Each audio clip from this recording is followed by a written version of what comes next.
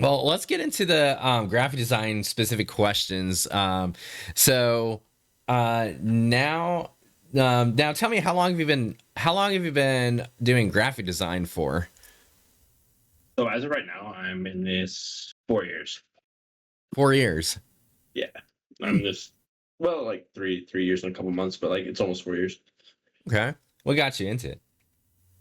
Um, Boredom, pretty much more than anything. Like I wanted to do an artistic outlet because my original idea was I was going to do some sort of like in the illustration industry, and then somehow I found 3D modeling and esports, and I guess because I always grew up with Smash, so I decided that I was going to start doing Smash design, hopefully do something cool there.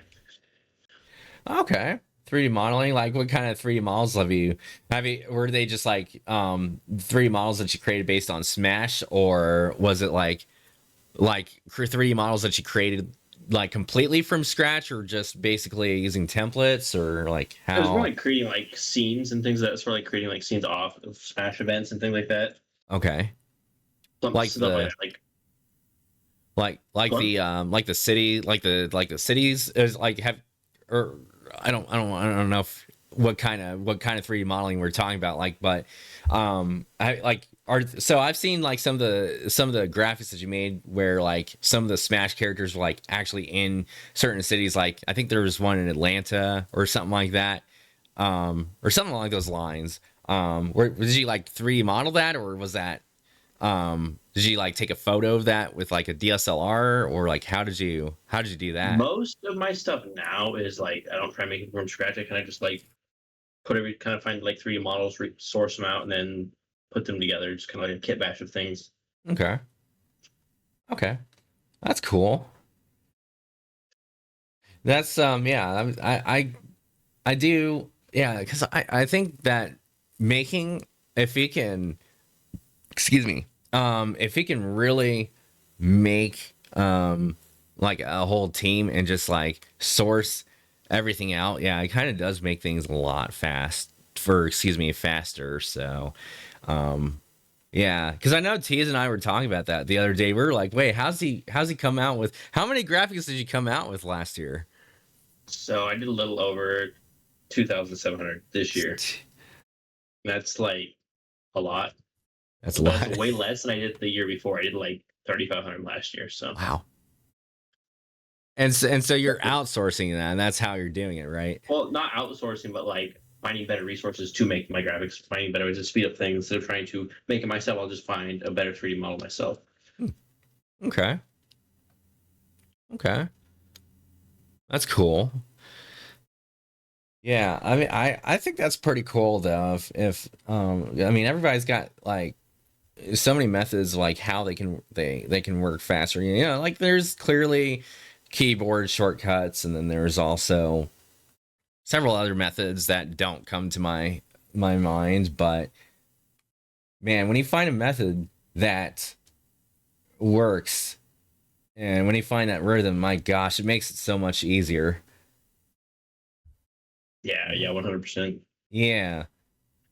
So I still okay. So most people know, all right, and most people know about like how you kind of you popped off and whatnot. But for those who are watching the VOD, some people are going to be wondering, well, like I don't know anything about this guy, and but what get like how did your graphic design business take off? Like how did it completely pop off, and how did you like get like several like a big handful of clients, like more than just a big handful of clients? How did that work?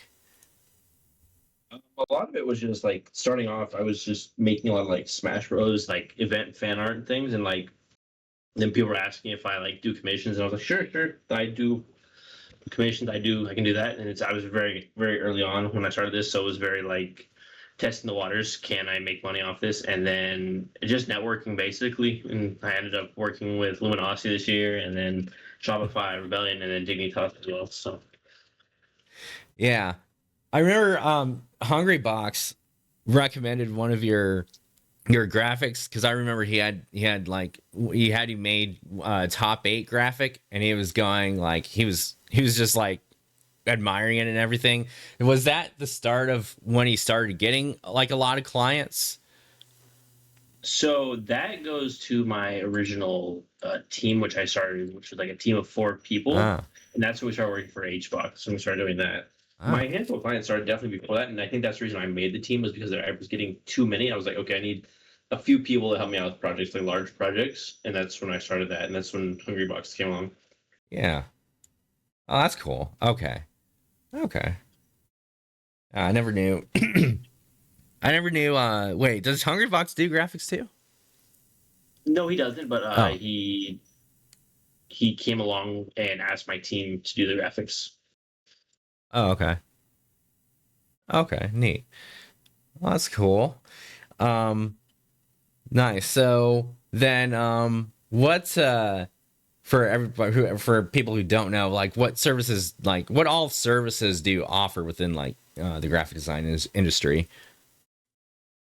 Kind of everything in the graphic design industry. A lot of like graphics, marketing, thumbnails, basically anything you can think of. I'm working on. That's kind of what I've done. Kind of an all around thing. It's not just one specific thing. Like a lot of print design and Yeah, yeah, everything. yeah. We've done print design, like large 30-foot printout banners, Oh, like nice, everything, the smallest, like social media marketing. nice. Yeah, social media marketing, everything. So what like what okay, so what pieces, or actually we already answered that one, but what who are your biggest sources of inspiration like in the graphic design field, and how did like inspire you in your current style of design? Oh man, there's a big list of people that inspire me. Oh Yeah. man, like there's I still just list them off because there's like so many of them. There's Chain, who's like my best friend at this point. He was basically the one that taught me everything. Then there's Dylan, Nice. who I met in Illuminati. There's Solar. There's Adam. There's a whole many people. There's Tease. Tease, I love Tease, dude. That's like one of my closest people. Lula. I don't know if you've ever seen Lula. He's like a melee animator. Hmm. I don't think I've Yeah, no, seen there's him. like so many people to me that like helped me along the way. Hmm. There's a guy named Tax1K. I don't know him. Oh Okay. yeah, there's just so many people. Yeah, I've seen Chains Rebellion though. My gosh, dude, his stuff is Oh, Chain's so amazing. his stuff is so freaking good. Man, I was looking at some of his. He had like a few. He had like what was it? He had a few banner ads with some anime characters. I can't tell you who it was, but he's had real excuse me, like a few really good ones, and I can't tell you their names, but yeah, Jagression is another one who I Oh really yeah, like. Jagger's huge. I Yeah, don't know Jagger personally, but like his style, I was like I loved his style back when he first like popped off a few years ago. yeah. I think I was there when he popped off because I remember going, okay, his lighting is he uses almost strictly rim lighting in some of his images, and then he'll use like maybe like a really dim key light and whatnot. Maybe I would even go as far as to say a fill light instead of a key light, which is pretty cool. And then like I was looking at his actually one of his images today, and he was making his 3D models, he was making their eyes glow, which Oh yeah, I love that. Like it draws the attention right to the character, and it makes the hierarchy so effective. It's freaking amazing. I love it. Jagger like pioneered like a whole style of like Smash design specifically that like everybody loved. Like everybody tried to be like the next Jagression. He was just like that guy. Yeah, because he made everything look cinematic, and people like cinematic lighting and designs and so on and so forth. Yeah, Yeah. yeah. He was very talented. I don't know if he's doing much anymore. I know he's like doing other things in life, but I would like to see him come back and do more design. Yeah, he's not he's not really doing a whole bunch. He I think the last time he posted, I checked it today, but the last time he posted was let me see. It was like July of 2025. Yeah, it was Oh wow, last yeah, it's summer. been a while. Yeah, it's been a bit. But one of the last ones was a work in progress. Ooh, that's kind of cool. He's got um he's got the Star Fox team in astronaut costumes, which I think is pretty cool. But Oh yeah, yeah, I remember that. yeah, yeah, it's really nice, very nice. What are your favorite and your least favorite styles of art and design in general? Like aside from the current ones that you that you know you've that you've seen. Oh, my favorite styles are probably like to say like if it has to be someone has to be Chain has like the perfect like these styles of like graphics. Least favorite. I don't know. I don't really have like a least favorite because I feel like everything like with design I like most designs. So Hmm. yeah, Yeah, because I love maximalism. I think everybody in the esports industry kind of loves maximalism at this point. yeah, Of course, you know. like right. Yeah. They like we had a minimalism wave, and then we had now we're like back and like throw everything at the wall and see if it sticks. Yeah. Yeah, because like 10 years ago, I still remember like minimalism was the thing because of because of Apple. You know, Yeah, yeah, Apple's like, yeah, let's try flat design. And I still remember back in 2013 when I was learning the ropes in design, I was like, this is boring. And then it kind of grew on me like everybody else.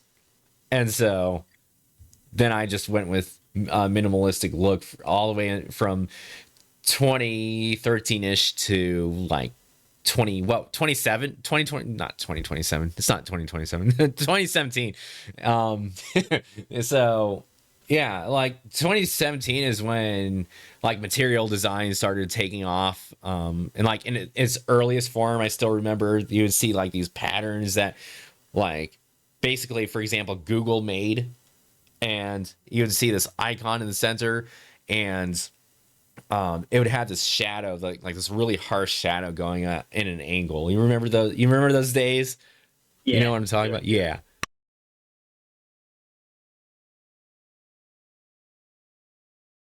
yeah. Those were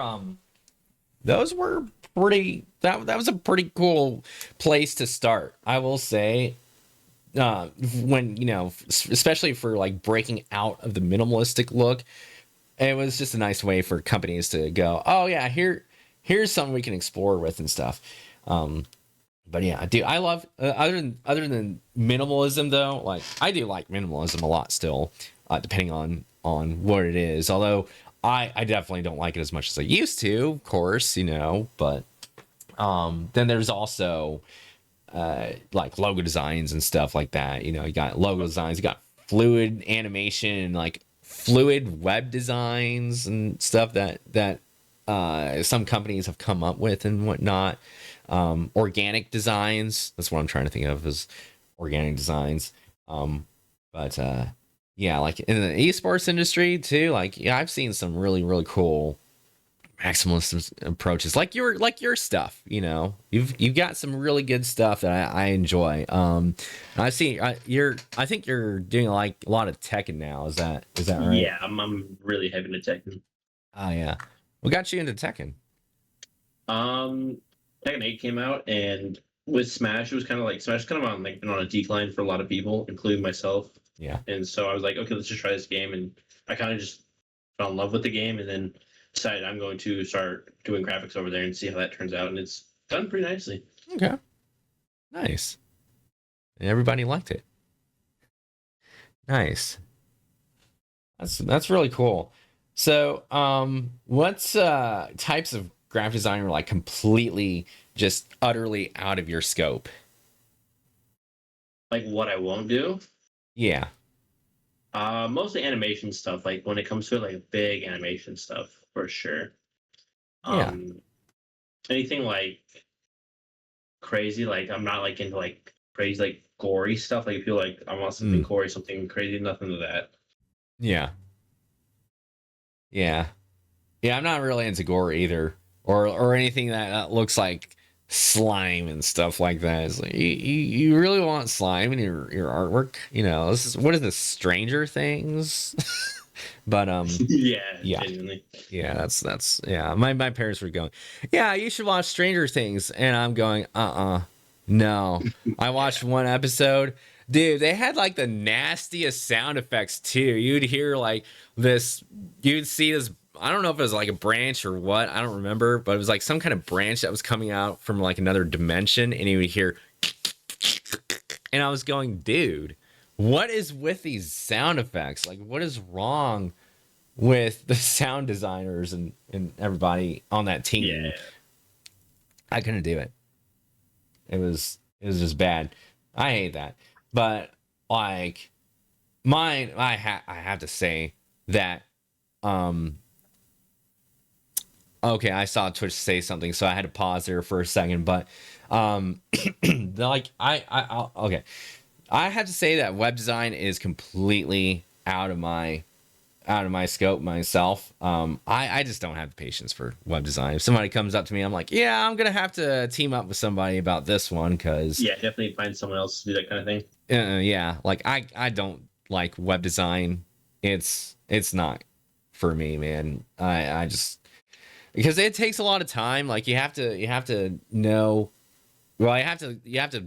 What am I trying to say? You have to create a lot of digital assets, and then you have to find out like how you're going to put it together and everything. But of course, you start off with like the wireframes, and then you go on from there, and you start creating the digital assets and whatnot. But it's so time consuming. I honestly don't have time for it. Yeah, yeah, I hear. I totally hear it. Yeah, And I agree. I'm kind of like not into that. That's something I would definitely have to like take a small time to learn on how to do yeah, all that. I'm more of like imagery based designer at this point. yeah. Like you do digital asset designs and stuff, and more than that too. But yeah, and you have to know what web pages the client needs for his website. It just the list goes on. Yeah, Yeah, yeah, 100%. yeah. What does the pre-production and the production process like? What does that look like for you? And do you like plan everything out when you're in the pre-production process, or do you start the design after you do research and with like a vague idea, and then just kind of let it organically forge? For most of my projects, I like to plan them out. I have a lot of researching, a lot of like inspiration looking, and then if it's like really big, I'll do like a very small, like terrible mouse sketch, just like let an idea before I want to, especially with like a 3D thing. I'll just throw it in there just so I get my idea of where I want the angles, where I want everything, and then most of my time is just like looking on Pinterest for the certain design thing with the person who described and seeing if there's something I can do with that. Yeah. Yeah, absolutely. That's cool.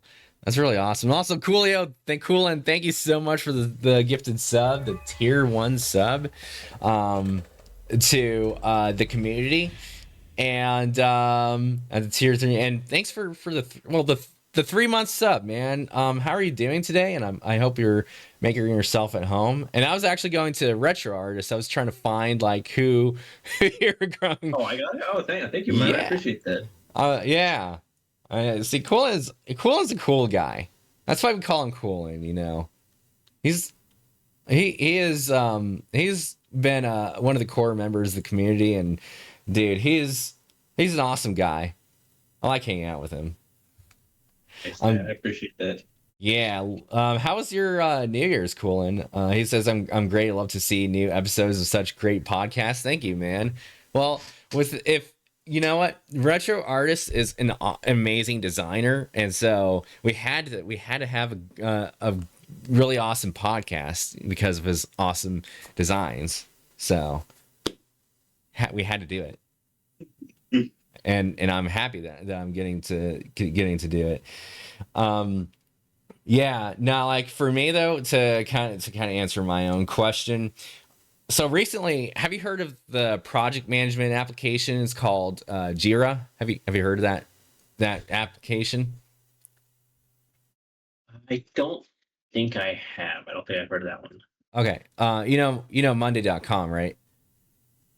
Oh, yeah, yeah. Okay, so quick lore. I was It on Jira for like 2 days because during my time with Luminosity, we switched over to that, and then like we all hated it, so we none of us used it.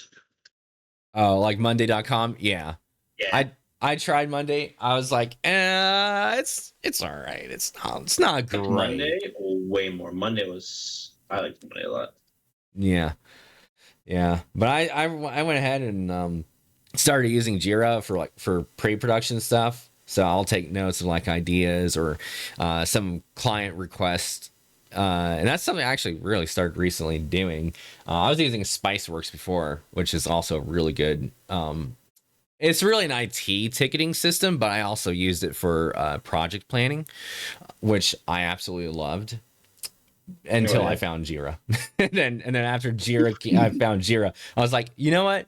Spiceworks is not nearly as good as I thought it was because Jira has like so much customizability. It's basically it is a project management application, like I said, but it has a form of a ticketing system. Like if you've ever done IT ticketing, Mhm. that it very much has that, but it also has a lot of other types of methods that you can use to like organize your ideas and stuff. So it's very flexible. Love it. And also I'm not hashtag sponsored, so so but I love it. Um so that's kind of what my pre-production process looks like. And then of course, I'll go into sketching if necessary, and then I do all the fun renders in Blender. I gotta say, my favorite process is the lighting in Blender. I love lighting in Blender. What's your favorite part of graphic design? I'm probably definitely more on the 3D side of things, but I do like the final production of things, like final touch-ups of images. That's kind of Mhm. like the end production Yeah, where the whole thing ends. I used to be like very heavy into lighting. That was like one thing I see because like we're moving head regression, doing all his like amazing thing lighting. I just yeah, went very like deep into the rabbit hole of studying lighting. yeah, yeah. Well, the final touches are nice too. That's also fun. I absolutely enjoy the final touch ups. I love putting the curves layer on each of my images and making it look cinematic, giving it that look and feel, and then watching people comment on my posts and going, oh man, that's like super freaking cool, and people do that on your posts, and I see that it works out, so pays off. Yeah, it definitely does. Yeah, absolutely. Um, so I'm gonna go ahead and start asking some of the darker questions about graphic design. So, um, excuse me. So, who was the most difficult client that you had to work with so far? Um, Definitely going to be luminosity gaming with what's happened over the year, like the year I was with them. I don't want to like go too crazy because I mean I've dragged this out for a long time, but it's basically company sold, nobody's getting paid, I didn't get paid, and that's kind of where we're at. Yeah, yeah, that was I saw that post too. I was like, oh, they're not like paying him. Like, that's not good. Like, I don't want my clients stiff arming me. Yeah, Just it was definitely like very sad things that came like overnight kind of thing. Like, hey, we're done. We're like the entire my entire how do I say this? My entire like team that I was working with, they got like fired overnight, and then we were all just done. ooh, it's not good. Ow. Well, I'm sorry that happened. That's not. See me that, yeah, it's definitely not a good situation to be in at all. So yeah, Yeah, I yeah. don't know what else to say about that. I would hate to be in that situation. Yeah, it's a rough situation, especially as a graphic designer, to like be in that and then not get paid when they have you working many hours. But you know what? We move on. We find better things in life. 2026 is upon us. Yeah, absolutely, 100% agree. I Dark Bay says, "I love you, retro." Oh yo, what's up, Darby? How are you doing, man? Yeah. Yeah, no, Um. Dark Bay is a really good designer as well. of Mexico, and he's Ooh, like the number one Smash designer at the moment. nice. Well, I gotta check iDark Bay out then. Wait, you gotta Yeah. post. All right, Dark, you gotta post your Twitter or your Behance account or whichever account you got. Because I'm curious now. I see your Twitch too. It looks really good. Banners, man, you got. Oh yeah, I yeah. gotta see He that. does everything. He's very good. Yeah, absolutely. Um, wait, I gotta get back to my notes here. If so, if you were like, uh, if you're forced to, actually, that's not even on topic. Let me ask you this question. So, this is opening up kind of a Pandora's box, right? But, what was the most insulting thing, either that a client told you or just anybody in general, like told you about something relating to your graphics?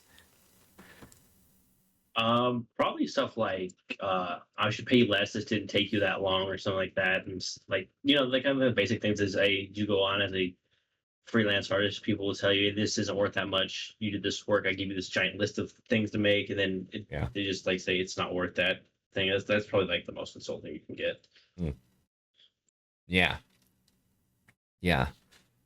Because some of them think they know better than a designer, and it's like that's not always the case, especially when you're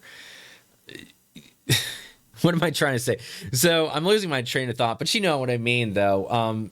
Sometimes, let me start over. Like, some clients, they go, "Oh, I know better than a designer does," but do you? I mean, if you got a portfolio and if you can show it, yeah, you may have a different opinion. You may have a different take on certain things, um, and you might have disagreements with the designer. That just happens in life, right? But there's also the clients who they want to make, sometimes some of them want to make things up, right? Yeah, So yeah, for sure. yeah, and or they're just like really concerned about their own finances, and so they're like, oh well, I really want this thing, but I gotta keep my finances, and I gotta fight to get this free thing, and it's like that's not how it works, you know? Yeah. Oh, yeah. Yeah, Yeah, that's kind of some things you will have to be ready for if you decide to go into freelance graphic design. yeah, it'll happen, and 100% will. I've had talks with potential clients, and they go, yeah, that's above my budget. Or I would ask them, so what does your budget look like? They'll tell me. I'll be going, yeah, dude, you're really lowballing it right now. Let me just tell you the honest truth. This is what I think. And then they go, oh, and then they start freaking out. So Yeah, I mean, in this, like, right, to be a good businessman, you need to let them know the price up front. You just don't like do it and be like, okay, like here's your giant bill. oh yeah, no.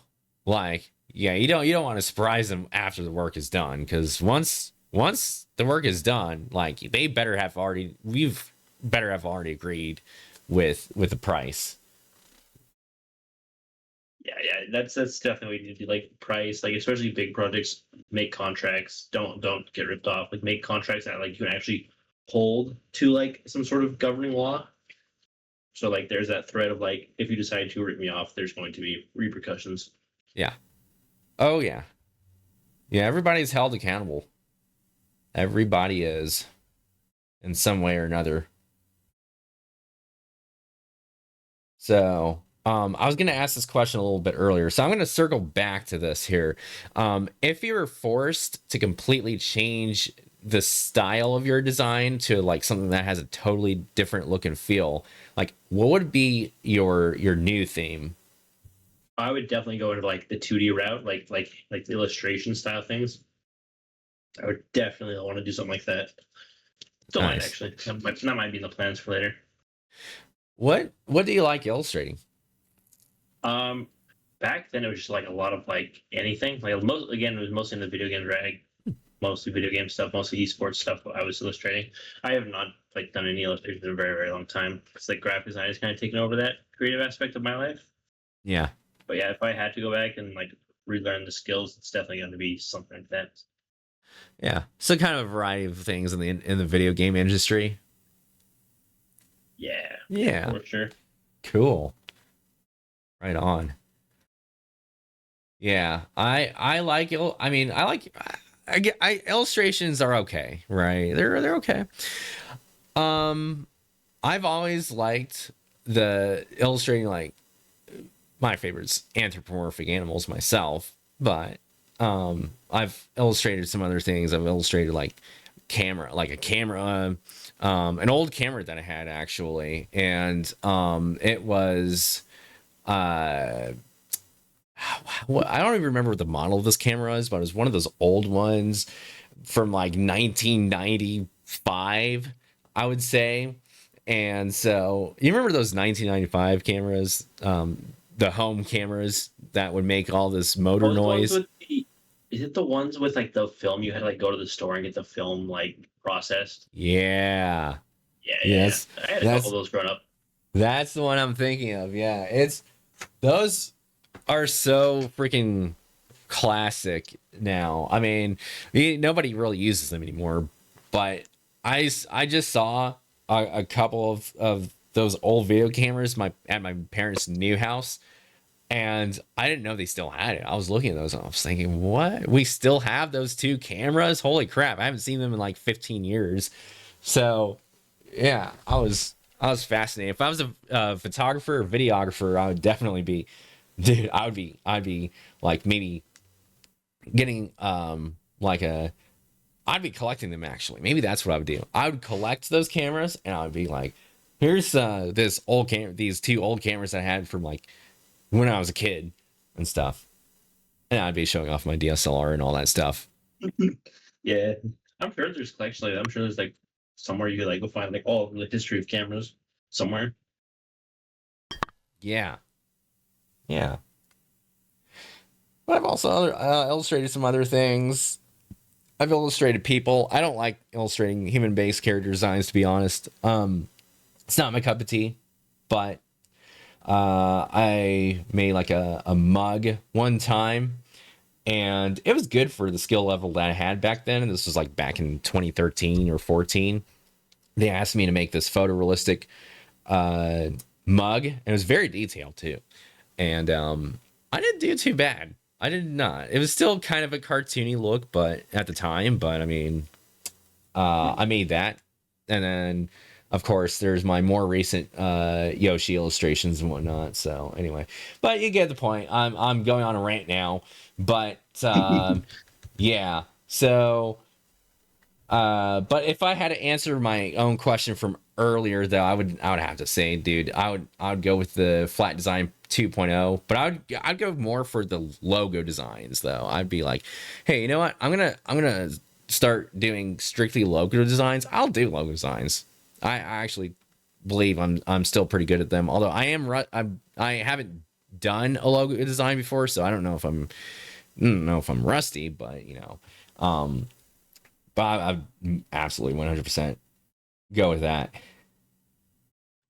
Yeah, yeah, that is fire. Logo designs are like very, very cool. The whole process and the whole creative aspect of it behind the logo itself is very fun.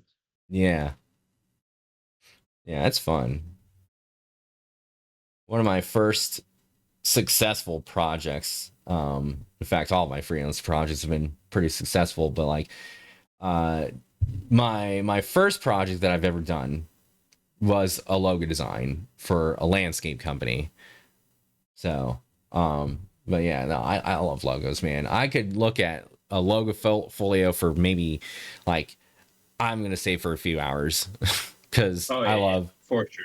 yeah, I love seeing logos. Some of the things that logo designers have come up with are really nice. Some of them like have come up with with logo designs that were strictly strokes, and they would have this really interesting contrast between an organic design and kind of a geometric design. It was kind of a little bit of mix of both categories.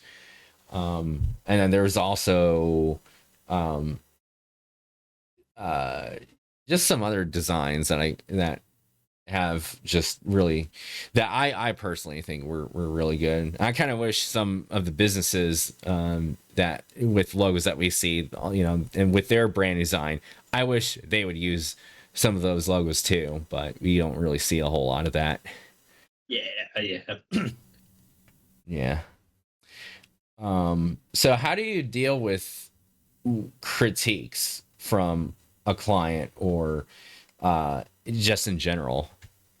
I mean, it really depends on like the aspect of the critique of like, okay, can you like make like something small, some small change, or if it's like, can you redo the entire graphic kind of thing? That's where the conversation of this is a whole different thing of what you asked for before, Hmm. or is this something you want just like a small change? And it's kind of where you have to like draw the line of, am I going to do another graphic for you, or are you going to have a different change that's not reworking the entire thing because that was not what you originally said?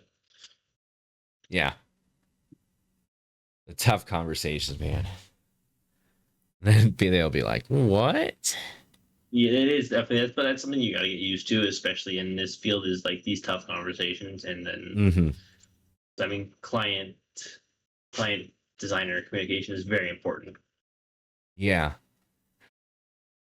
yeah, absolutely. Reminds me of that one time when I got a haircut, and this lady, this lady, she goes, like she shows me, like the progress of my haircut one time, and I asked her if she can like cut my hair in a slant, and she goes, "Oh no," she goes, "I don't do slants.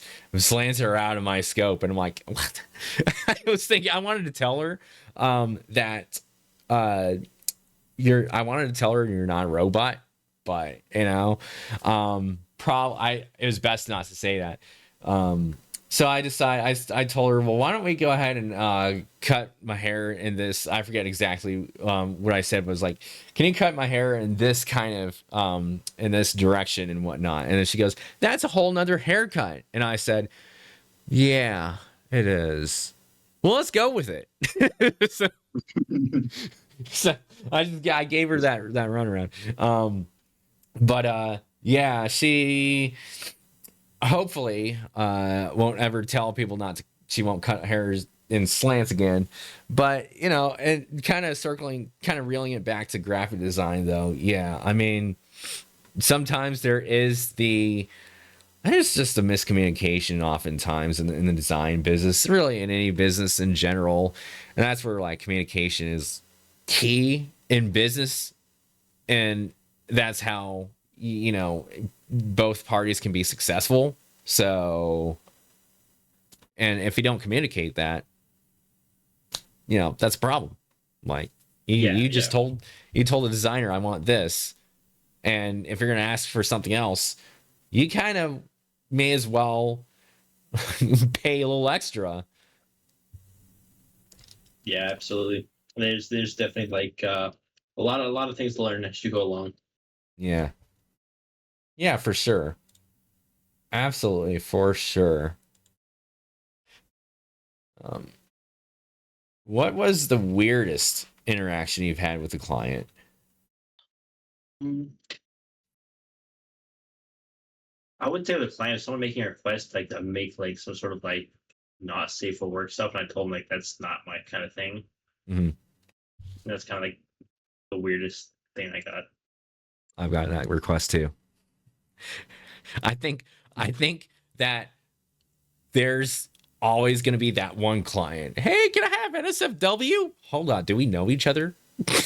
Yeah, even if we don't, it's just that's not a line I'm gonna cross. Yeah, yeah. I I don't know where you stand on it. I don't mind like the artistic side of things, but then there's also porn, and there's also characters getting drunk and stuff like that. And I'm like, no, not for me. Yeah, I kind of just stay away from all that. Anything related to that topic, it's just yeah, it's just shut down immediately with a no. Yeah, yeah.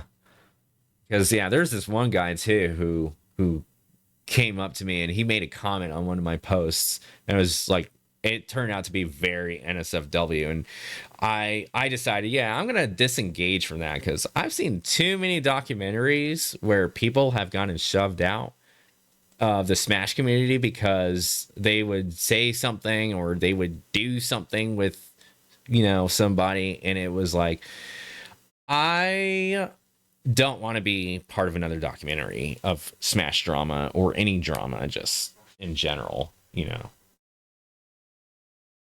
yeah, Yeah, yeah. And just it's like for like a personal moral aspect, it's just not something I'm gonna get into.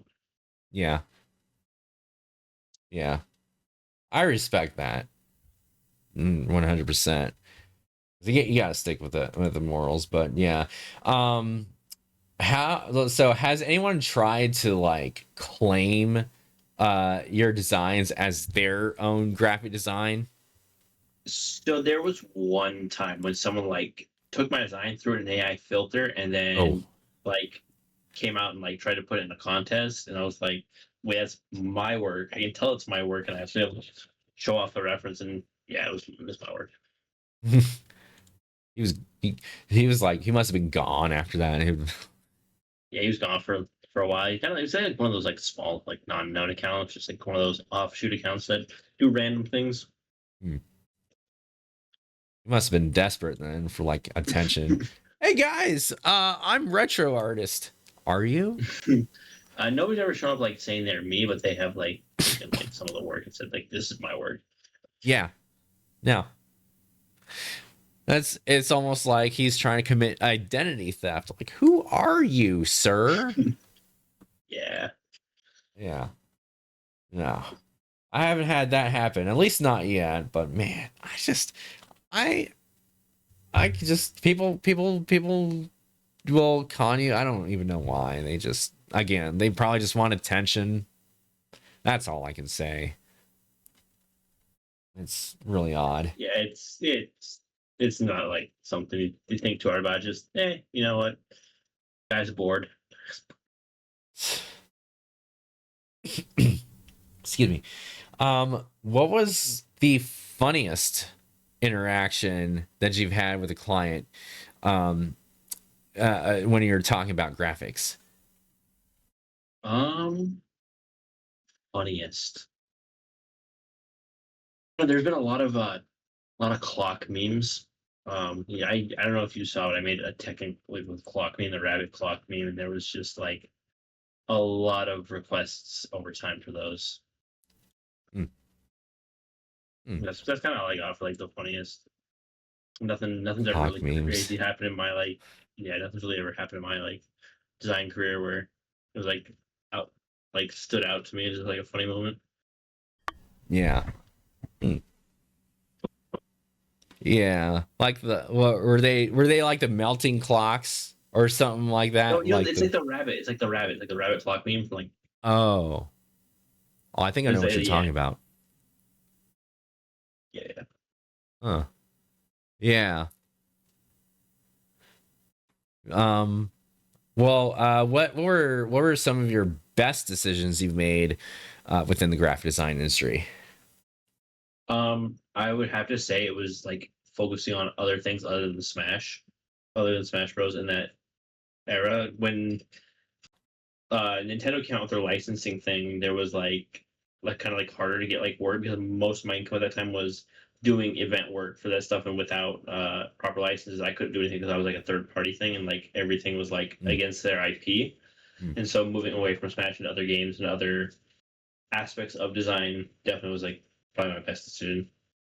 mm. I gotcha. Okay. What were the worst decisions in the industry, and what did you learn from it? Mm. Worst decisions. Probably not like communicating better like deals and things of that sort, like just like accepting the first answer like I got for like a price or something, or like a certain like job from like a bigger name or bigger company, and definitely like something I kind of like work on like negotiation wise. Mm, okay. Gotcha. Yeah. Yeah, I've had to learn not to let clients stiff arm me. It didn't happen much at all, but yeah, yeah, that they will try though. Some of them will genuinely be like, or not genuine, but some of them will be, will try to be discreet about it. Oh yeah, I'll pay. I just got like some of my own expenses, and some of them might even say like medical expenses, depending on the person. But I'm just like, okay, no, Yeah. that's why we watermark our designs. Yeah. Yeah. Yeah, for sure. Have you mentored any student designers before? I've mentored a couple. I've mentored a couple of them. Like Nice. nothing crazy, but like help them get over like some sort of hurdle with their design and like push them through certain skill levels. Mm, nice.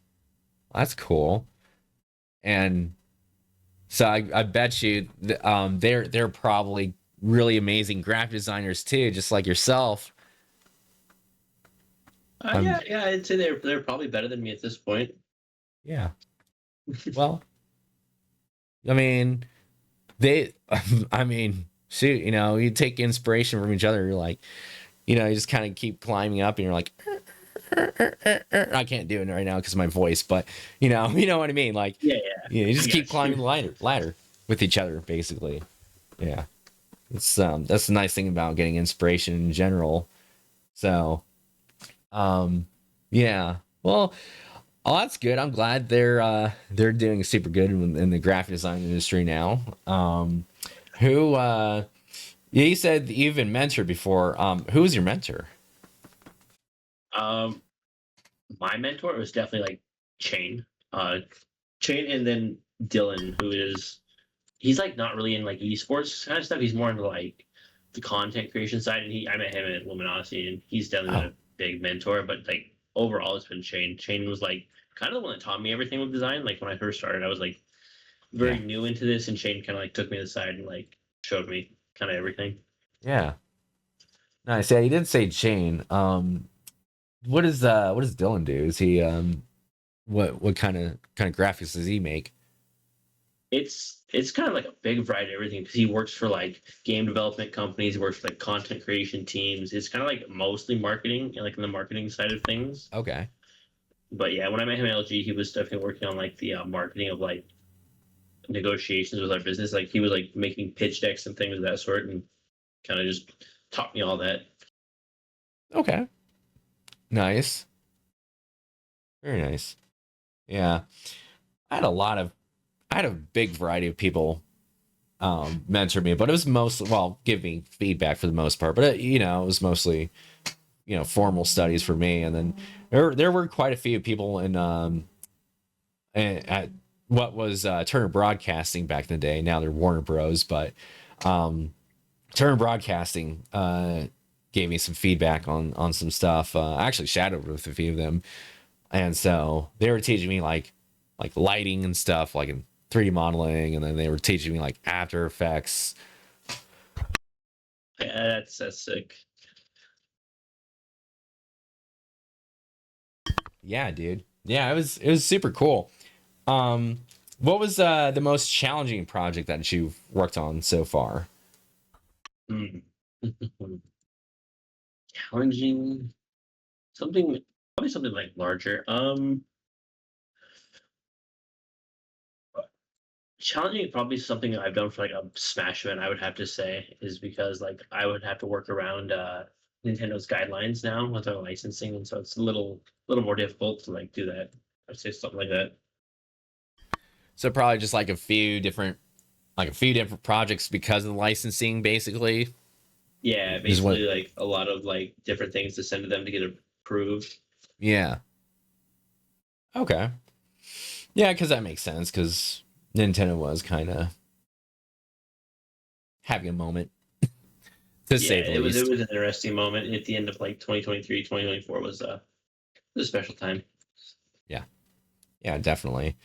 Because I know they said I don't know about I don't know about esports, but I know I remember reading their guidelines when we were all having the discussion all the way back in 2023 about like the new licensing stuff, and they basically said, yeah, we don't really care about fan art, but like all the rest of the stuff, and then they go on. Yeah. But yeah, like fan art, yeah, it's not really much of a problem with Nintendo, but like you said, like esports, yeah, there's definitely going to be some boundaries there, and I mean, every some company wants to protect their IP. I mean, and right, that's their right to do so. But right, some are more strict than others, and Nintendo's probably the strictest it gets when it comes to it. yeah, and that can be a little frustrating too to work around because then you're like, well, I could have just done this, but Yeah. thanks Nintendo. Yeah. Yeah. But actually speaking of fan art, my brother got me this in the background here, this painting, which is kind of in the dark at the moment, but it's a Metroid poster that he got me, and he's like, you know, you should probably have this for Christmas. And I was like, oh, that's actually kind of cool. So Nice. Yeah, that is really cool. now if I knew who the artist was, that would be pretty cool. I'm sure it has a watermark somewhere. It might be really small. It might be really small, but it's probably there. Maybe I'll look on the back of that poster because I don't see it. But yeah, like, excuse me. I hate being sick. Um, yeah, I haven't been sick in a while. Man, it kind of does suck. Oh yeah.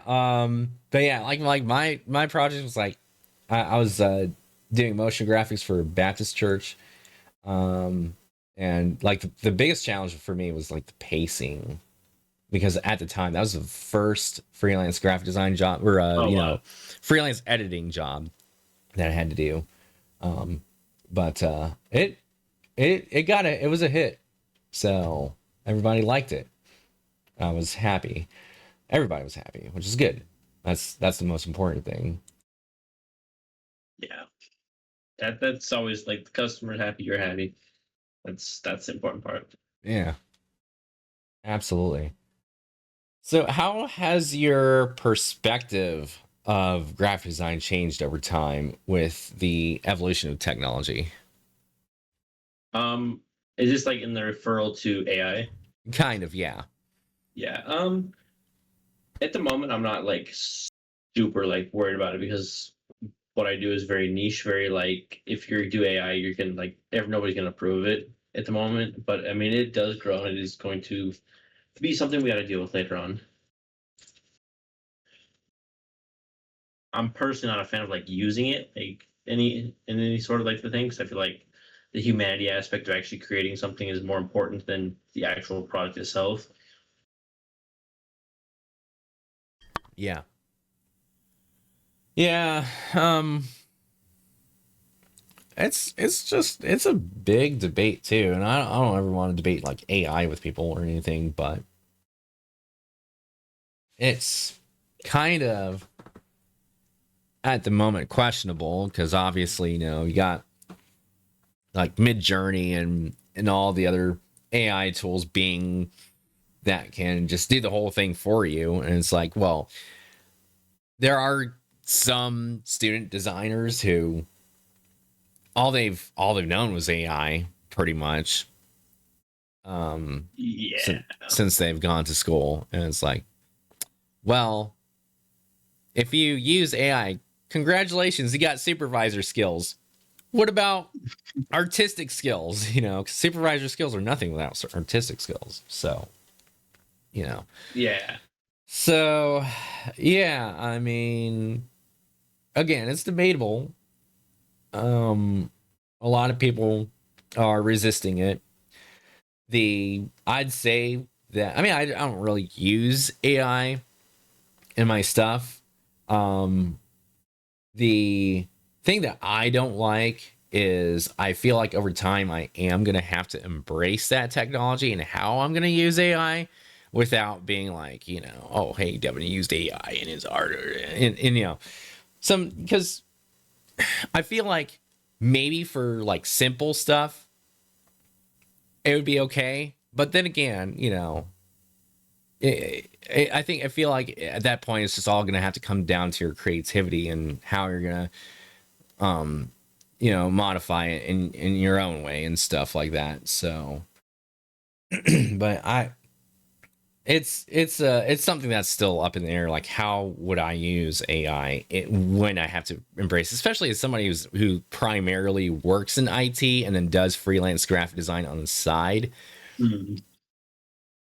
You don't want to get left behind.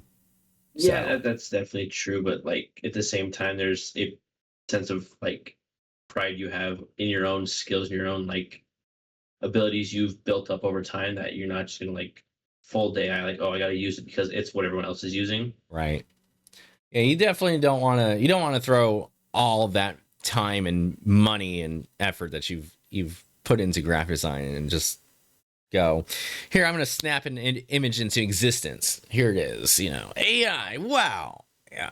Yeah. We're just all so excited, or are we? Maybe we're not. Never mind. And my thing with AI is it's like it's very soulless. It's very like you can just tell when it's like the like when something is designed with love and where something is designed with like an idea behind it, other rather than just throw it in a robot and the robot comes out with it. Yeah. Remember when AI used to come out with like what 15 different fingers on the same hand? Oh yeah. That was funny. And Oh it my. came up so fast. And now RAM is more expensive than anything. Please I can I get know. some RAM? Yeah. I don't know what the price is for RAM, but I've heard it's gone up. Like when anybody's got like someone to ship me some DDR5, like 32 gig sticks, I'll take those. Yeah, for real. Honestly, for real. So, do you think with AI, do you think like design is evolving, or do you think it's fading out?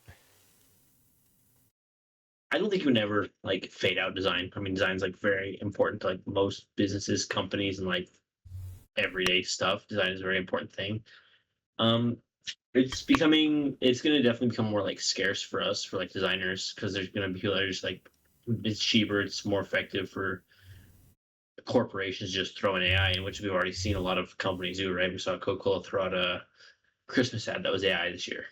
Yeah, So it's definitely going to be like an interesting thing to see in the next 2 to 3 years of how it develops. But it's definitely going to be a bit more of a challenge to get work and to get stuff. And you're going to find those honest clients that want something made by a real person, not something they prompt up. yeah.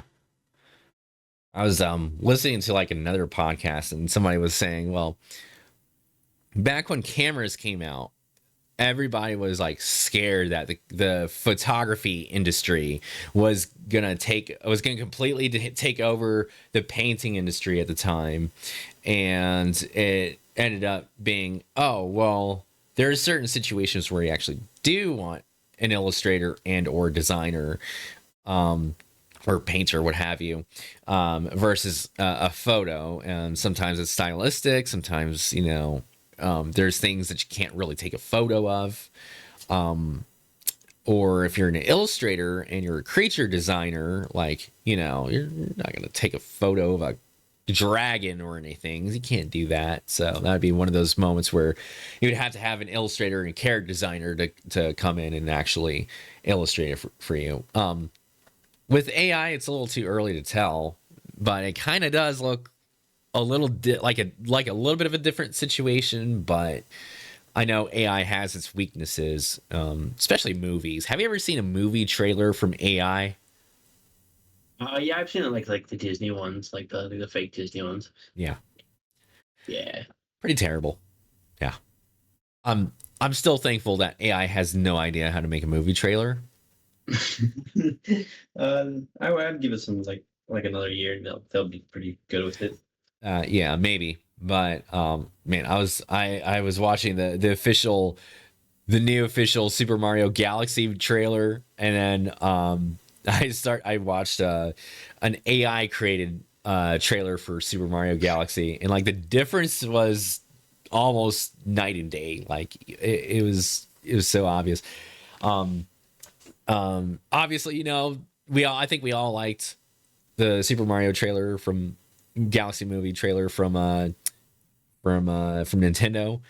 And then when I watched the AI created trailer, oh my gosh, I watched the first 3 seconds of it, and immediately it starts off with this boring narrated script from like Rosalina, and she's like,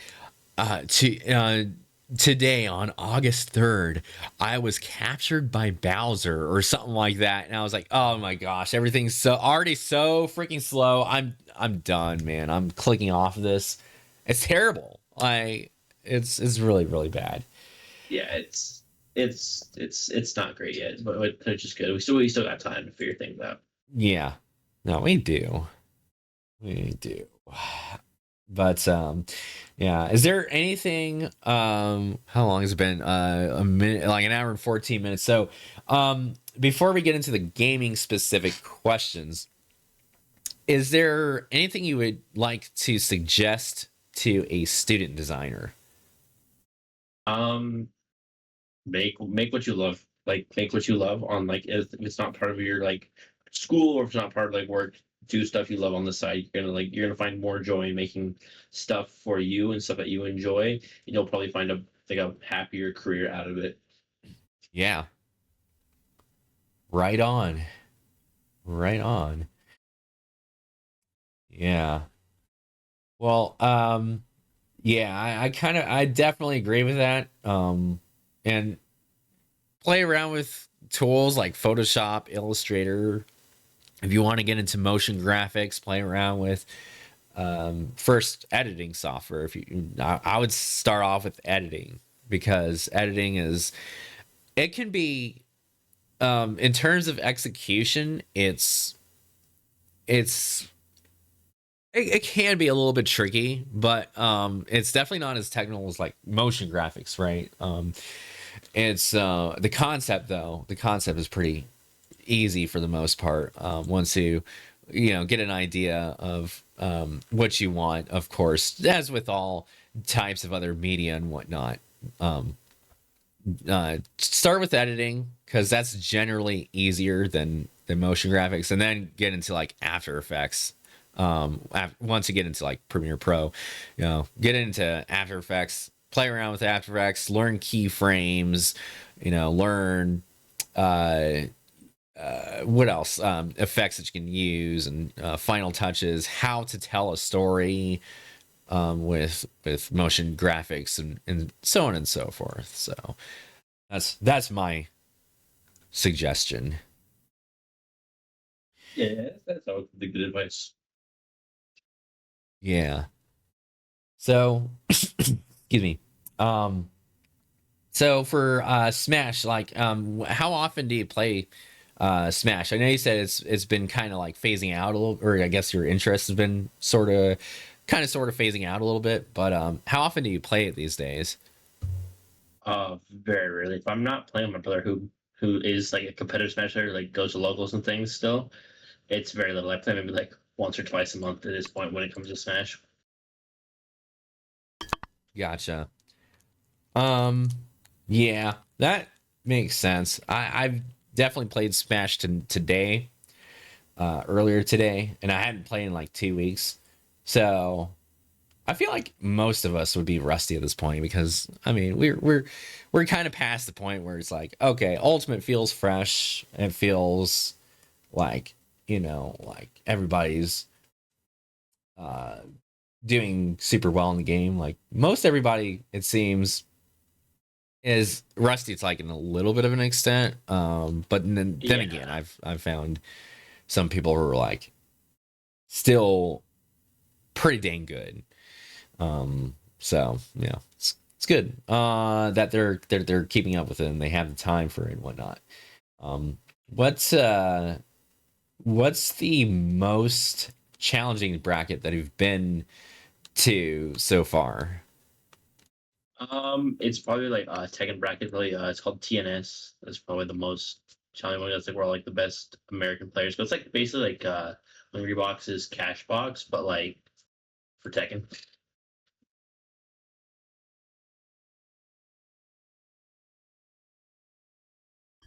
So okay, gotcha. Sorry, I have Had to eat.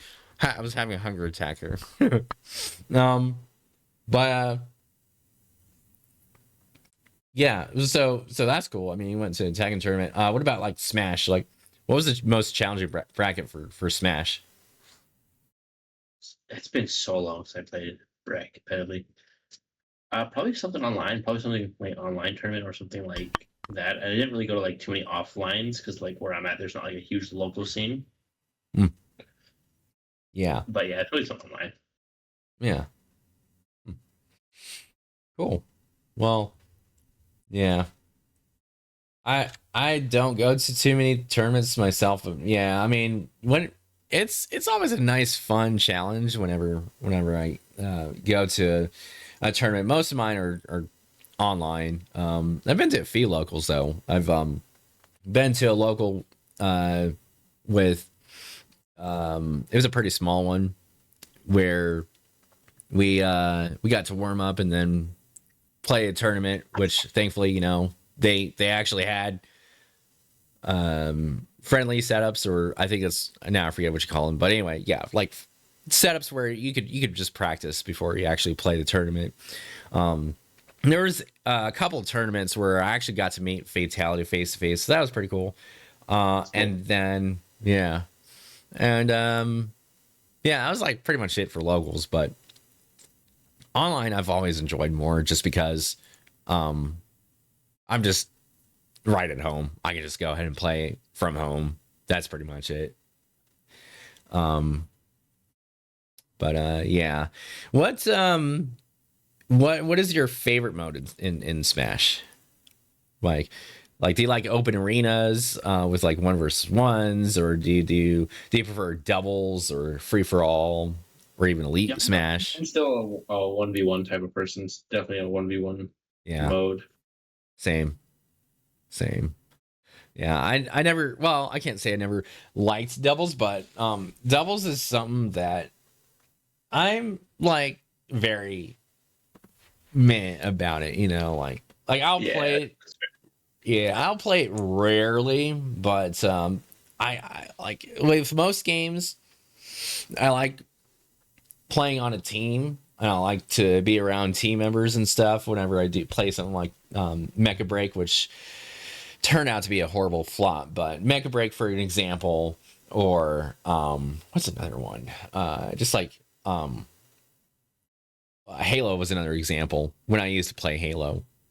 mhm. Before that game took a nosedive, I used to do teams. But in Smash, it's got to be me versus the other guy. It's got to be me by myself and my opponent by himself, because I just that's I feel like that's when I have I want to say that's when I have like all the control. I don't know. There's just something about it. Yeah, for sure. The 1v1s they're the most exciting part of like any sort of competitive game for me. Yeah. What games do you want to play in the future? Um, Probably Street Fighter 6. I'm just kind of waiting until Vega comes out. Yeah. So yeah, the Yeah, kind of Street. Street Fighter 6. Maybe there's a soccer game called the Rematch. I might try. Hmm.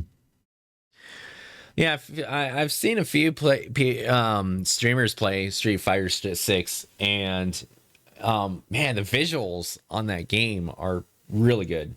Like whoever the visual designer was, oh my gosh, like it was a nice combination, and kind of a contrast between like the 3D aspect of things, and then you got the 2D particles that kind of float around the characters when they perform like certain attacks. Of course, it's really nice. Yeah, yeah. Yeah, yeah. What was the first game you've ever played? If I had to like go back, it's either gonna be Golden Axe or Street Fighter 2. Like that's like very early on. Hmm.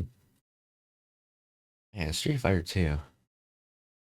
It's a very old game. It's a very old game my dad introduced me to. So I'm Yeah. pretty sure it was. I'm pretty sure it was Golden Axe. Hmm. I don't think I remember Gold Max though. Did I remember Gold? I don't think I Gold Max. Now I'm curious because I don't think it almost sounds familiar, but I don't think I've seen it before. It's like a really really old game. There was like three of them made, and then they're doing a remake of it later on. I don't know when it's going to release, but yeah, it's very fun game. Okay. I was having troubles hearing you. You said sorry. Well, you said what Gold Max was Golden Axe was very old. It's like I think it came out in like 1990 or something like that. So it's like way old. oh, okay. I gotcha. There's I'm trying to look it up, but there's a Buffalo Gold Max Power, but that's not it. That's definitely not anywhere close. Oh, I think I see it. Oh It's by yeah, this what? it was by Sega back in the day. Looks like a PC game. Is that the dude with the military outfit and he has like a gun in his hand and he has a Humvee right next to him or or a car or something? No, Oh, it was that's more like a fantasy looking game, like dragons and swords and things. oh. Oh, that's Mad Max. Okay, I'm looking at Mad Max. Dude. I was like, I'm trying to think of what you're describing. I'm thinking like the front covers of this game, and like none of those have any of that. Hmm. Hmm. Okay. Yeah, it's definitely not giving me any results here, but what was it? What was it about? Out of curiosity. It's like you ever played Final Fight? Final Flight. I don't think I have. Final Fight. It's like based on Street Fighter. Oh. It's like a beat 'em up game basically. Kind of like I don't know any other way to describe it. Like Streets of Rage type of game. It's like a beat 'em up game. You go around with your like teammate or by yourself, and you go beat up these guys until you fight the final boss. Hmm. It was like an early RPG. It's like based like Final Fantasy One type of thing. Hmm. Okay. Just a little more like simplified. Yeah. Sounds like it. What are your favorite and your least favorite games to play? At this point, I think my least favorite RPGs. RPGs are my least favorite, and fighting games are probably my favorite. RPGs. Oh yeah. Yeah. It's like I used to play Pokemon, but it got kind of boring. Yeah. Yeah, I never got into Pokemon. Yeah. Yeah, Pokemon was kind of it was fun when I was a kid and then um after like 15 games all the way from blue all the way to Pokemon Black. And so thank you, Aid. Appreciate that. Thanks for the feedback. Um Glad you're liking it. But I was gonna say, like from time Blue came out in like the '90s all the way until like later on when Pokemon Black came out. Like Black was the last game I played, and I don't think I played that much of Black. I was like, this feels too much like the same thing over and over, where you're just kind of Yeah, choosing what your Pokemon does, and then they do it, and then yeah, and after a while, I was just like, okay. I'm good. I think I've played enough of this now. Although now they made it to where it's like it's real time action, so that's really nice. I like that about Pokemon now. With Z to A, that's a new feature that I'd be curious about.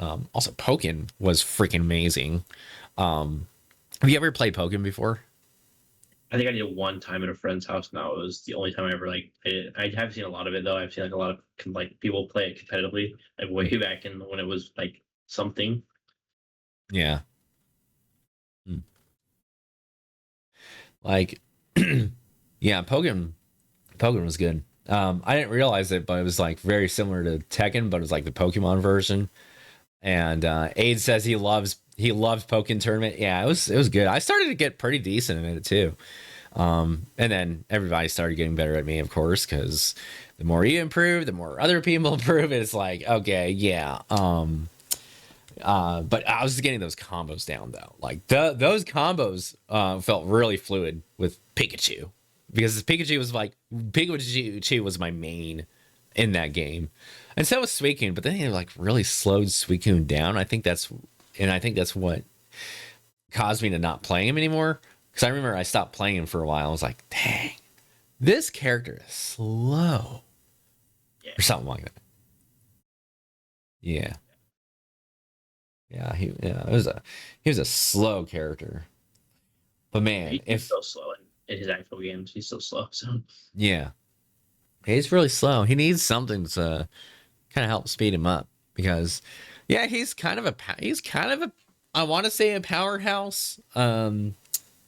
But when he got fast characters, he just can't keep up. yeah. If he definitely dies to rush down really easily. Hmm.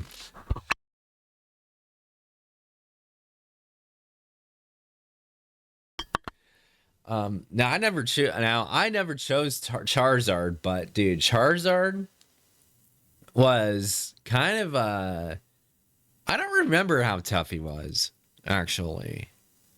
I don't know.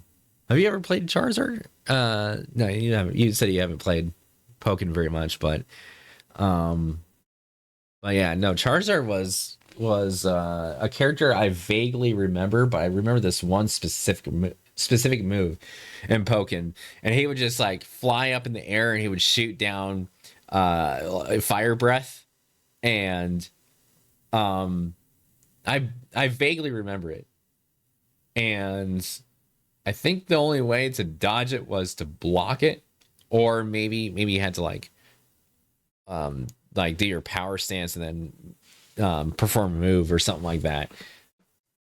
Yeah, like fire Yeah, blast. so, Yeah, right. yeah, yeah.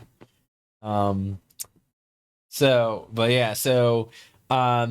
What is the most difficult game that you've played so far?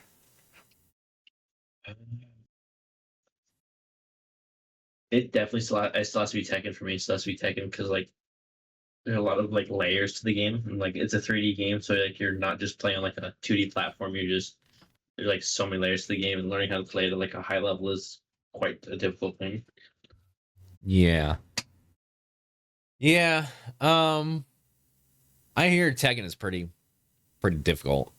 Isn't Tekken 8 a little bit easier than Tekken 7 or am I It tripping? is to a certain degree, but I mean the competition is still like the skill levels are still there. So I mean, even though there's like some easier mechanics and things, it's still a like a decently skilled game. Yeah.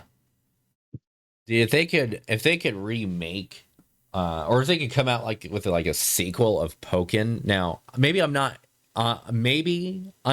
the type of person who's ever gotten into Tekken, but man, man, if they made like a sequel of Pokken, maybe I don't know if I don't know where I'm going with this. but but no, I mean, yeah, I've heard there's a lot of people like Tekken, and then somebody said that Kazuya used to be the main character of Tekken, and then then now he's not the main character of Tekken or something like that because of the storyline goes like a I certain mean, he's way. still a main character, but he's like not like the main protagonist you're gonna play as like in the story modes or something. But he's Uh, still like one of the main like three characters, and probably still is like the face of Tekken. hmm, I gotcha. Okay. What is the most underrated game that you played, and what made you enjoy it? Underrated. Probably Risk of Rain because it was something I didn't like start off like playing roguelikes a lot, so Hmm, it was a very fun game. A very fun like learning how all that functions. hmm, yeah, coolio. Yeah, I've never played. No, I've seen people. I watched people play Risk of Rain. It was pretty interesting. Like the artistic aspect was, It's very cool artistically. yeah, artistically it looked very unique. It's It's interesting though. I don't that's all I that's the only opinion I really have of it. But I'll say though that the Metroid series. Have you ever played any Metroid game? I like the very first Metro on the Wii, like way early on in my childhood, but like never did anything past that. Hmm. Okay. Yeah, it's in terms of sales, it's pretty underrated.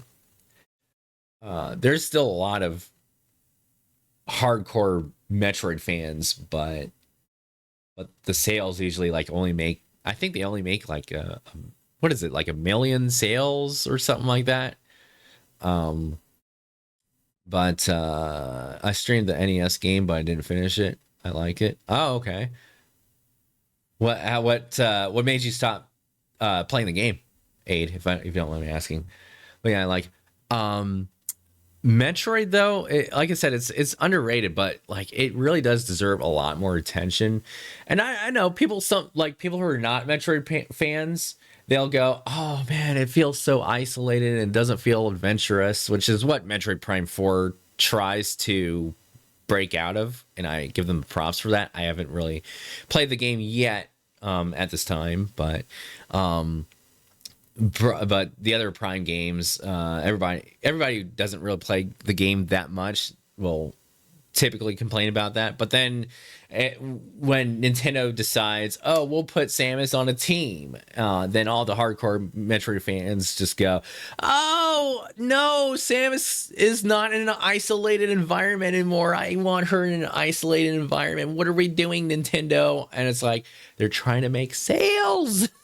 So I mean, that's their isolation look and feel, and their whole isolation theme in general just hasn't been working for them.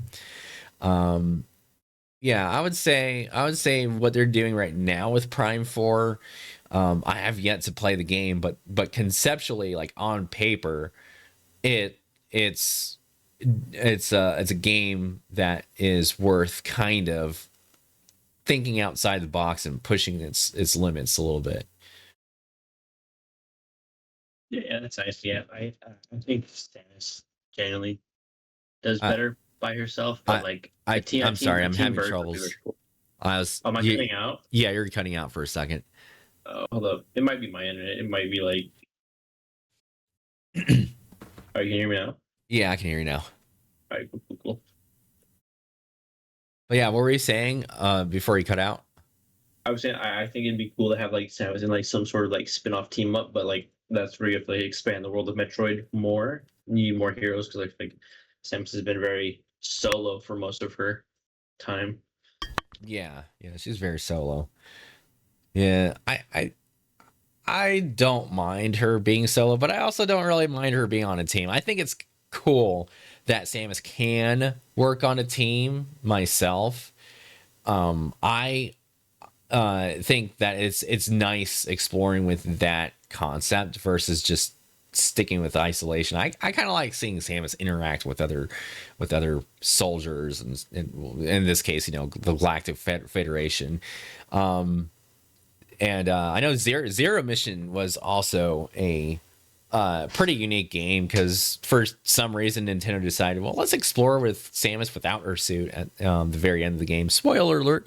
But that I feel like they could explore with Zero Suit Samus and like other Metroid games.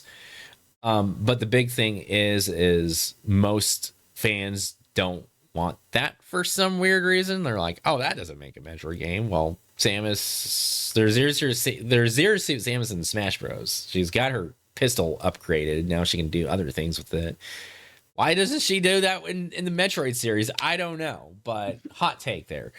Um, Aid says, I did find the remastered version. I like, so I might stream that. Is that Metroid Prime rematch mastered on the Switch?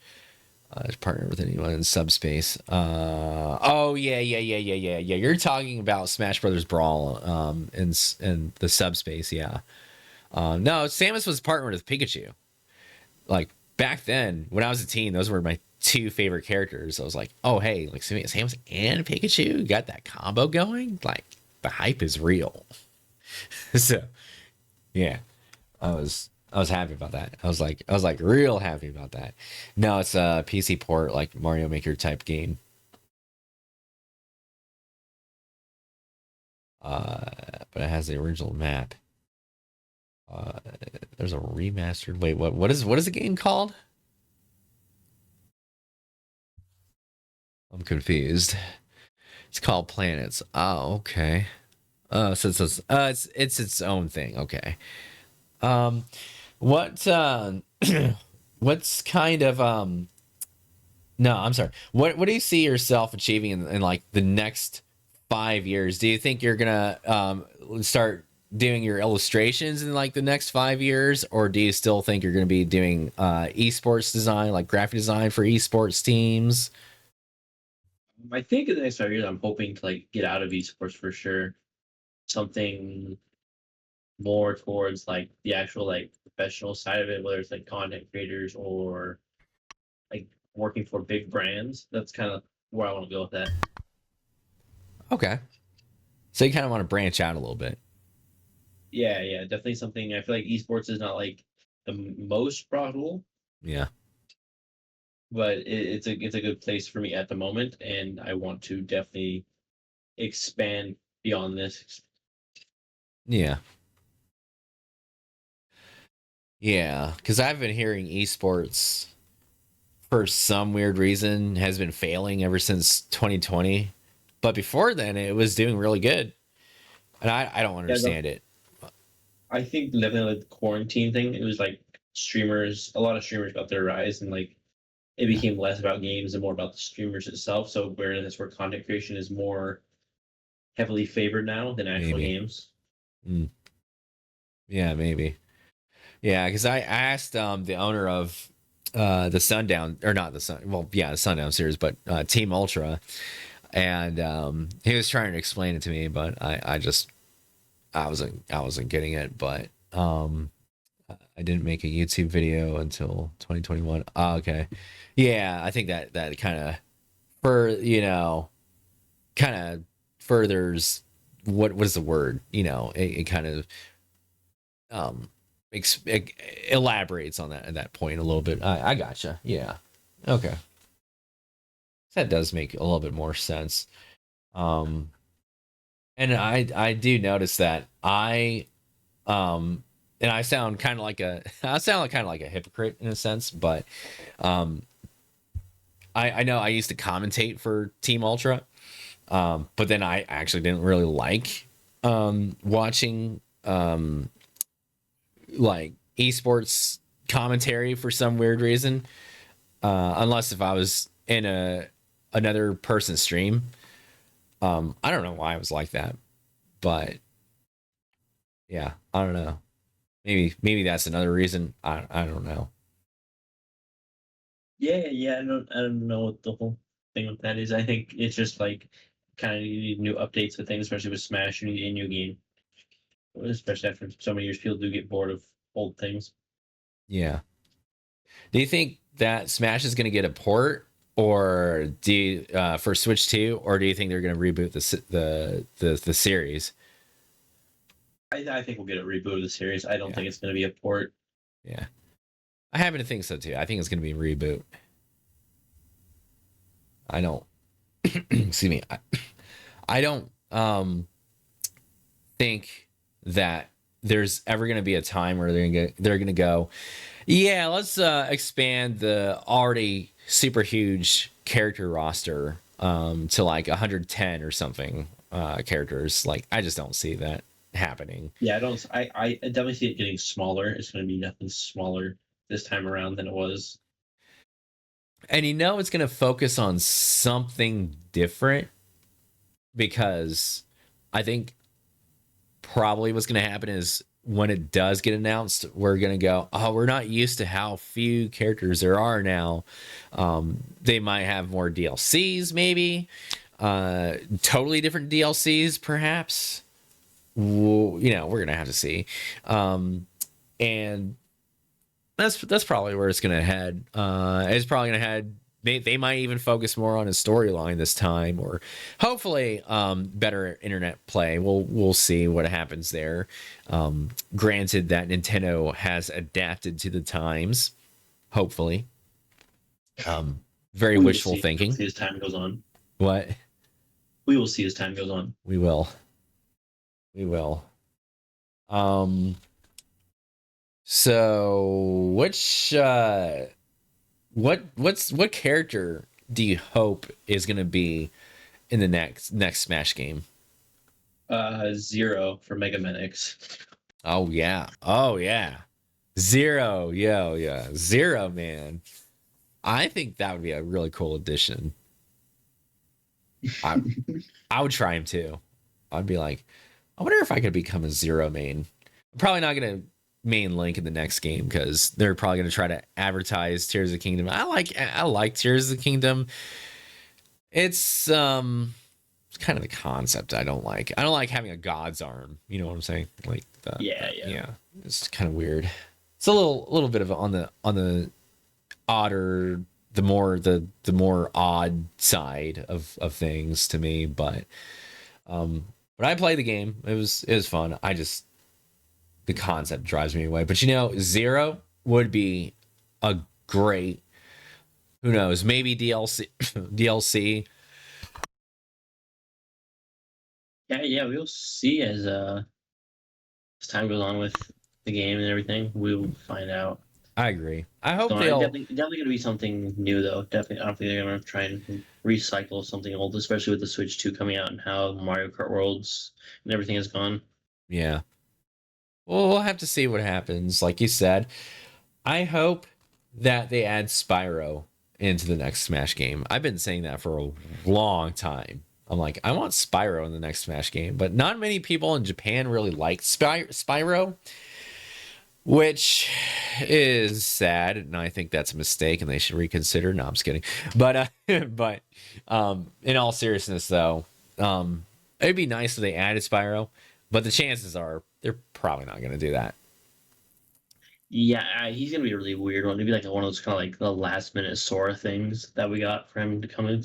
Like Maybe, he's too popular with a lot of people at this point. maybe like it would be. I feel like if they added Spyro, like they would probably add his reignited trilogy model, but then they would have to incorporate other moves. Like you remember how in Spyro of Dawn, wait, was it Dawn of the Dragon? I think is what it's called. They would probably have to like incorporate a move set from that game to make him work because obviously in his early games he just blew fire and rammed people and that was pretty much it. So and if he got a very special power up, he would blow ice all over the place, but that was a rare moment. So yeah, it's unlikely. But if Spyro doesn't make it, then who else would I want? I feel like there's some other characters. I would hope that they would replace Mega Man with like Mega Man X or maybe the Mega Man model from like Legends or something. Yeah, something cool for him. Yeah. Because I'll be honest, I've never really liked the character design for the original Mega Man series, like Mega Man 8 and stuff like that. Ever since I think I hit my teenhood, I was like, his character design is very lacking, at least for my own artistic standpoint. But you know, I'm not the character designer for Mega Man myself. Did you hear that? Like Amazon announced a movie for Mega Man. I did not. I didn't know that. I saw a trailer from about 12 months ago at this point, which is like a year ago, and I haven't seen anything else from it. But I kind of want to look it up. It looks really cool. It looks better than the game. Oh, I hadn't know that. I'll have to take a look at it. Yeah, it looks really nice. Yeah. Well, now that we got all of the questions pretty much asked here. So Retro, you got any questions for me? I don't think so. I think we kind of got like everything like done there. How do you feel about the podcast? I think it went pretty good. It was nice and straightforward. How would you Yeah, rate the podcast? yeah, pretty good. It Uh, was pretty good. Like very like interactive, very well done. okay. How would you rate it on a scale from 1 to 10? Probably like an 8.5. Okay. Cool. Nice. Who would you recommend as the next guest? Ooh, depends on their schedule. Dark Bay is definitely super good. Like he came in earlier. Um, Who I gotta like see who's like designing actively. Who would want to be on the podcast? A lot of people I know were from Smash. There's not like, in the Smash anymore. Like completely gone. But definitely like Dark Bay. Like I don't know if you ever look like the Mexican scene with Smash Bros, but there are some of like the most talented designers you will see there. Yeah. Yeah. I was looking at his oh, he has a Discord. That's pretty cool. Okay, Twitter. That's what I was looking for. Yeah, because I was going, I want to check that out. I hadn't seen. Is that Chic? Yeah, that's Chic. Oh, that's kind of cool. Oh man. Yeah, if he wants to join the podcast, yeah, I might invite him on. That'd be nice. But yeah. Well, cool. We are gonna go ahead and raid somebody today. Who are we going to raid? Man, it is 10:19 now, Eastern time zone.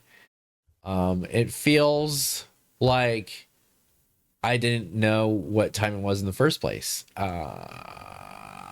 Let me see. Little Adrian is on. There's also Cajun Fox. Um, and then we got no, that does not look like it. Yeah, we're not gonna do that. How about we raid? Oh, LSB is playing Smash Brothers. Why don't we go ahead? We'll raid LSB.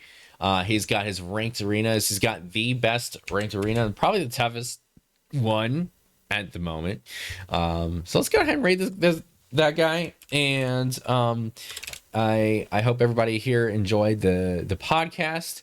And we will be back. I'm considering moving my streams to Fridays, but most importantly, check out Retr0Artist and yeah, take a look at his art and design work, and definitely give his Twitter a look. He's worth commission. So y'all, let's go ahead, rate LSB, and y'all have an amazing rest of your day. And I hope that 2026 is a great year for y'all.